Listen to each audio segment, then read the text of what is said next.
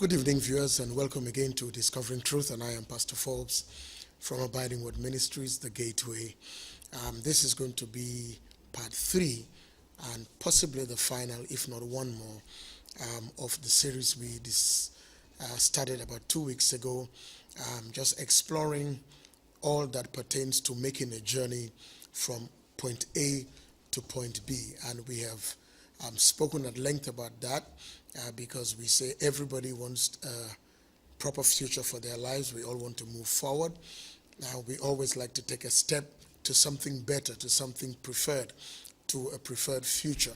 And we said there are 7 or 8, particularly 8 best practice guides that we need to take on board. And my heart is for myself as an individual, obviously my family and everybody that listens, but certainly for the country, for my country, the Gambia, especially as we now call it the new Gambia. So it's a nation that started a journey, very likely from the 2nd of December 2016, and we are on a journey. And where we started from is what we'll call our point A, and we are now getting to the journey of going to point B. And so what were the things that were necessary for us? I said that there are 8 things. The first one is that you yourself must be somebody with a plan, with an organized mind. You desire something, you require it, and then you do as much as you can to acquire it, even if it means you perspire for it. And when you do that, it will be yours. So the person themselves must be organized, have it all together, right across from the crown of their head to the soles of their feet and the tips of their toe. Then we said you need a plan. And a plan is otherwise known as a vision, because without a vision, you cannot do anything substantial. You can't even quantify whether you're succeeding or not. And so if the nation doesn't have a vision to move from A to B, we don't even know.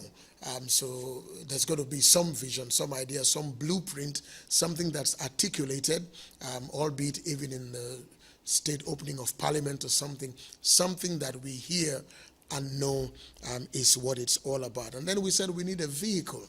The vision can only come to pass if there's a vehicle to add wheels to this vision to carry it.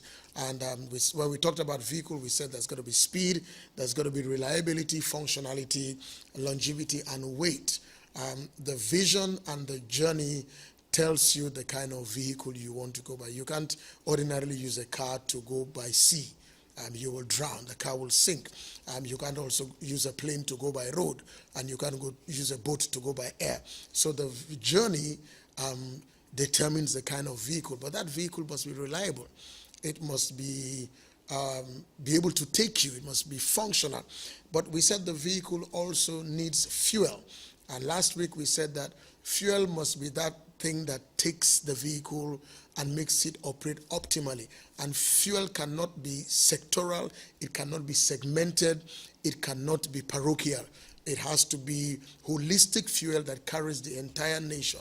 We said it cannot be a gender-specific, religious bias, prejudicial against minorities, or nepotistic and all that. It's got to be holistic for the Gambia, because it is the Gambia that is moving forward. And I remember saying that nations and organizations that tend to think that the majority carries the house, they should forget about the minority, sometimes suffer, because the minority sometimes becomes the deviant in society, and everybody tends to look at what they are saying. And then we need direction. So you have a vision, you have vehicle, you have fuel, but you need the directions. And we said that's where time-tested, proven aids like GPS, TomToms, tube maps, flight pathways, all those things come in to help you, so you know the best route or route to take to your destination. And then we said you need to operate with a deliberate speed and pace, that it's not just the destination as it is the journey. Why undertake a journey at whose destination you arrive dead, or you arrive totally broken down because you were so reckless with speed that you forgot other things? So we said the speed must be deliberate and the pace must be deliberate. If it's a marathon, 26-mile, 42-kilometer race, you're not going to run it like Usain Bolt does his 9.58 seconds, because you'll be dead before you even do 10 miles. It's just the heart cannot keep up. In the same vein, if it's a 100-meter, 9.58 world record Usain Bolt race, you cannot do it like a marathon because everybody would have arrived and gone home and switched the lights off and you'll still be there. So you should not even be in such a race. So the journey also demands the space and determines the kind of pace that you take to do the marathon or the sprint. And then there are two other critical things I want to end this with. One is distractions. Every one of us, my dear viewers and listeners, we know that distractions come our way. And distractions come basically to shift our focus, break our focus, delay us getting to our target, make us missing our target, and just keep us where we were. So we had a great desire on January 1 as we started 2017, or indeed as the Gambia on the 2nd of December 2016 and thereabout, somewhere around January 19 or so. We all were excited, and 18th February there was like a public swearing in of our President Adama Barrow, His Excellency. But now 6 months later, 5 months later, are we still on course, or have distractions come in? Because distractions come to everybody. But in qualifying my distractions, I want to break them down into two types of distractions. There are distractions that are not my doing. They're external distractions. You're going this way, there's a car accident, there are two people fighting on the roadside, unfortunately. There's a helicopter flying forward, and all kinds of things that can constitute distractions from outside of the power of your own control. What you can do about that is just to maintain your focus, especially when you can tell that they are distractions. I mean, I always get amazed or amused sometimes if you're in the traffic and there's a little situation by the road and everybody wants to stop and look, and then they create their own gridlock by so doing. And most times I'm wondering, how does this really affect what you are doing? Just focus on going where you are going. But the other distraction, which is really the bad one, is when you become your own distraction, when you self-distract. And that could be a function of many things. Sometimes we are easily pleased. Sometimes we are easily satisfied. So distractions have this way of reading us. We set on a target, we set on a mission, we decided that this journey, this is our goal, we are moving from point A to point B, we are going to do this. And then sometimes it's short attention span. It's just we can't last the long haul because we want instant success. We want to eat the sweetie now. So when we discover that the speedometer tells us that there's 2 more hours of driving or 120 more kilometers, we start getting distracted. And outward distraction is easy to handle. Inward self-distraction is the problem, especially when we are embarking upon a journey. Because you see, even like when you're flying a plane, when you are a passenger on a plane, and let's say you are flying 12 hours from London to Singapore, or you are flying 17 hours from South Korea to New York, or from Joburg to JFK, at a particular time, it's just the same thing. The plane is just flying on its path. There's no extra drama. Occasionally, the pilot or the first officer will come on board and say, we're expecting some little air pocket, so make sure you fasten your seatbelts, or can the service be suspended for a while. But to all intents and purposes, it's just one long ride. And sometimes because it's like that, boredom sets into our lives because of the journey. There's no drama, there's nothing. It's just you're just driving, your foot is on the accelerator and you're doing 100, you're under the speed limit and you're just going and going, and the trees are passing and the cows on the road and all little things you're seeing, and there seems to be no fun. Sometimes it is that so-called boredom of repetition that distracts people. Because sometimes we are agitated. We can't be still. We want action. We want to move. We want to turn around. It's like the child who is placed, most of you know the marshmallow test. When you give a child a marshmallow and tell them if they don't touch it in 15 minutes, they will get 2. And interestingly, I hear there was a test done for European kids and African kids, and the African kids won. That was really interesting because the African kids probably were brought up learning how to wait and wait and wait for their turn and wait for food and wait for electricity to come on and wait for the transport. So these children had built in this ability to wait, and almost all of the African children waited and had 2 marshmallows. Their counterparts couldn't wait. I mean, they kept on touching, and then they put it in their mouth. Sometimes it's the boredom of the consistency of repetition. It's the same thing. It's the same route, Banjul, Brikama, Brikama, Banjul. It's the same thing. But can you imagine what happens if a pilot was bored? If the captain of a ship was bored and he just said, well, let me just turn the rudder somewhere, let's have some fun. No.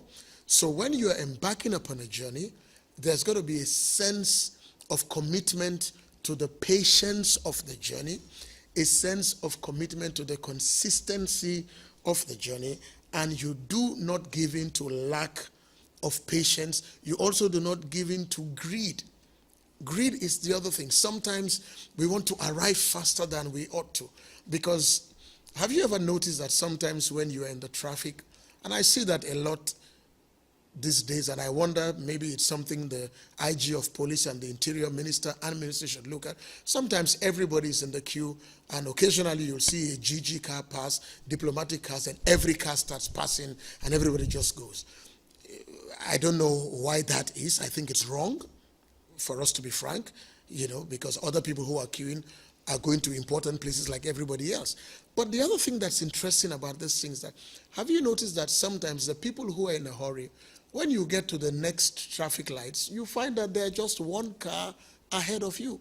So all that speed and all that screeching and all that veering off and all that burning of the brakes and the clutch, really you have not gained much. So sometimes it's the agitation. You want to arrive ahead of everybody. You want to eat faster than anybody. You're greedy. You want to get it. And when that happens, everybody tends to cut corners. Ladies and gentlemen, our desire to go from point A, where we started from in December or January or February 18, to where we want to get to by an MOU agreement or by a 5-year constitutional term, is not going to happen by shortcuts. It's not going to happen by firefighting measures. It's going to happen by a deliberate, calculated, articulated pace, and we will get there. Let's look at soccer.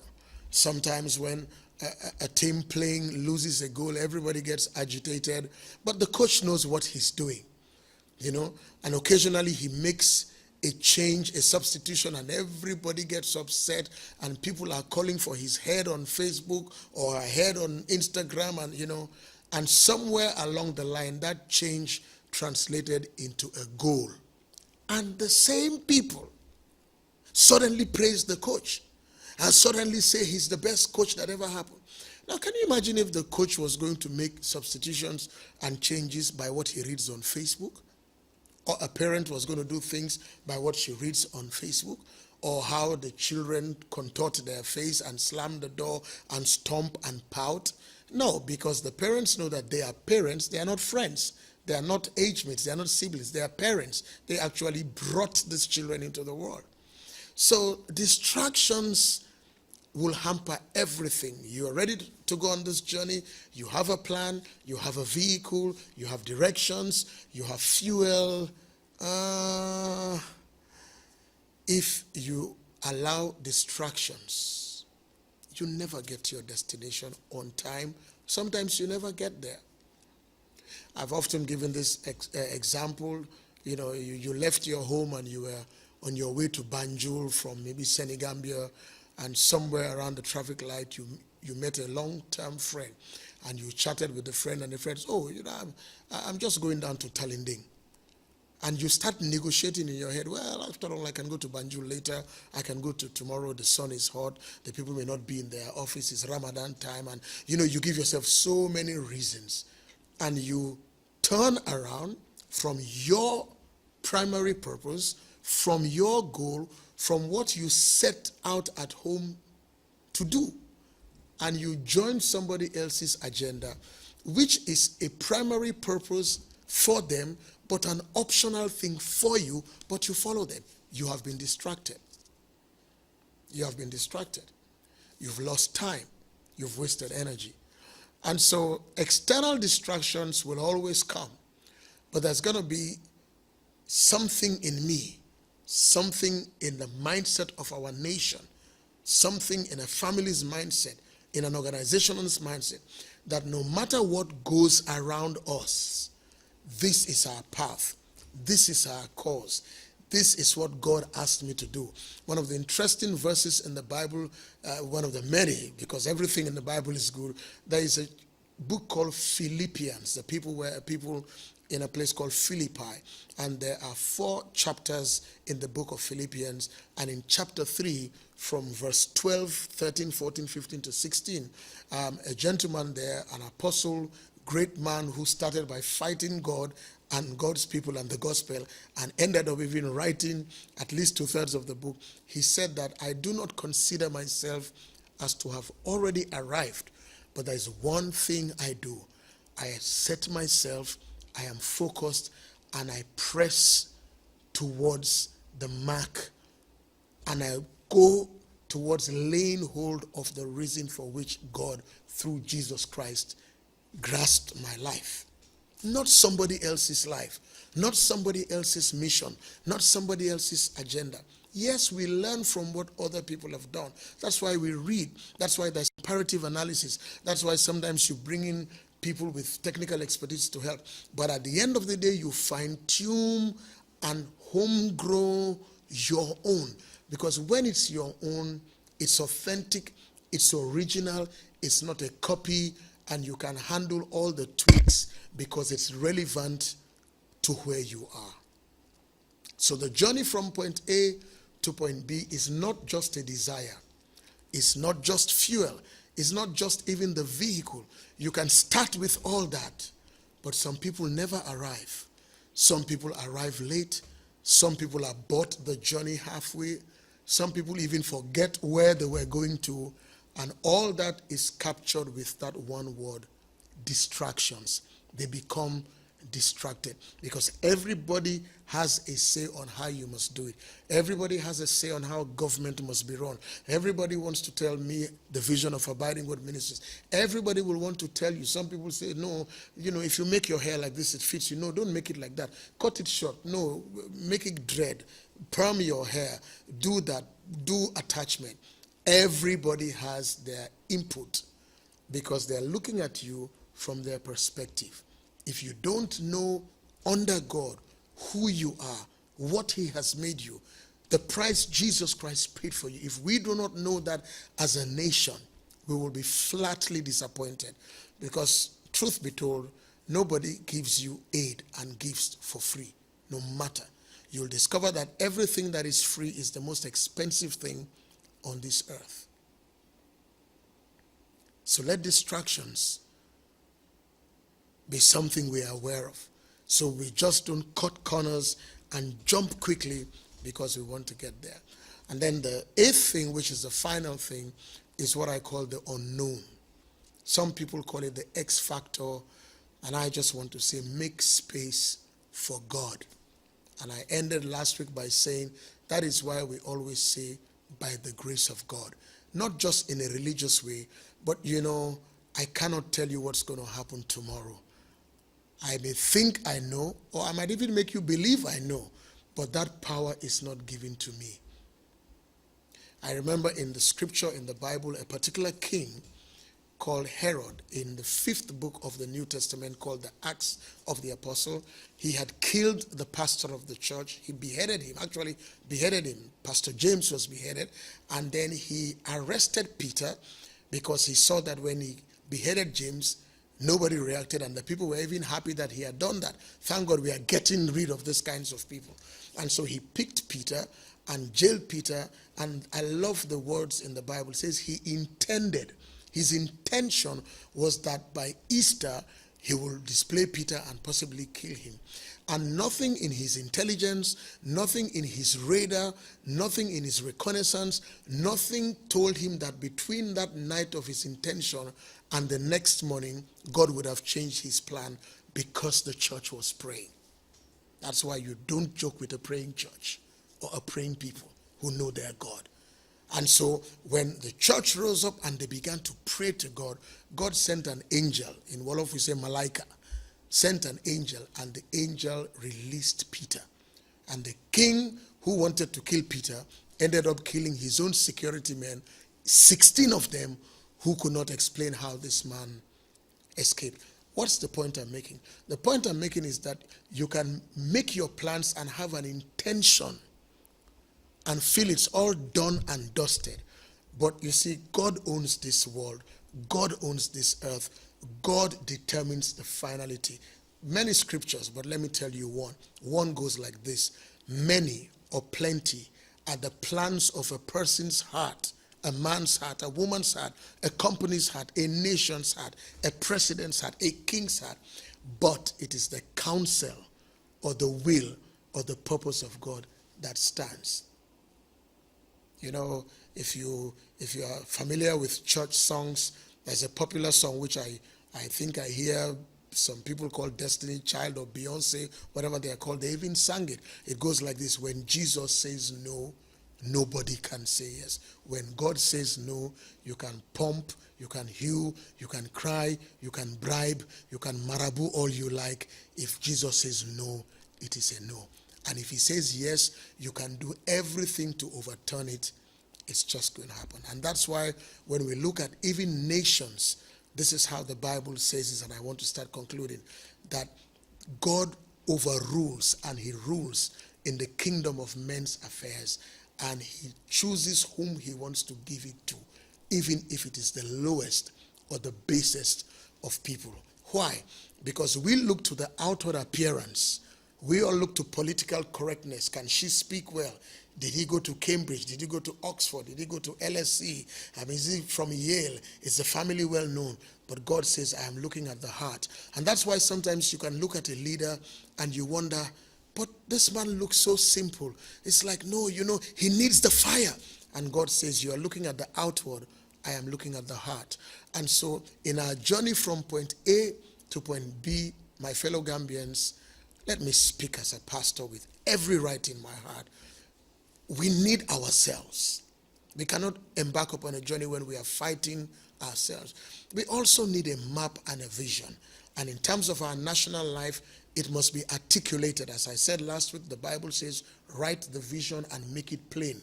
Don't fill it with verbosity, economic contraction, macro. Let us be able to understand 1 + 1 is 2. Let it be plain so everybody knows this is where we are going to. Because that's what we see when we see Singapore and other countries, and you say, wow, look at how clean they are. There is a vision, there is a blueprint. It's articulated, everybody understands what it's about. And we can have our vehicle that's ready. We can have the fuel, and we can have everything and avoid distractions. But finally, we must say, let God's will be done. And ladies and gentlemen, we cannot fight God. I think our former president has learned that, and I believe this coalition government would also learn that we cannot fight God. Every person, I, you, every person will find out that we all bow to God's final plan and will. So if we want to really move from point A to point B, with everything I have said, we just ask God, what's the best direction? What's the best fuel? What's the best vehicle? What's the vision? What's the plan? Because when God watches over it all, we'll get there unscathed, and all will be well, and will become the story that everybody is wondering, how did they do it? We did it because above everything else, we took the God factor into consideration and deferred to his plan and his purpose for our nation. By God's grace, I will continue with something next week. My time is up. Until I come our way next week, may God bless us. May God keep us strong. but may we follow these 8 principles as best practice guides for us to move from one point to another across the board. God bless us all. Have a good evening and good night.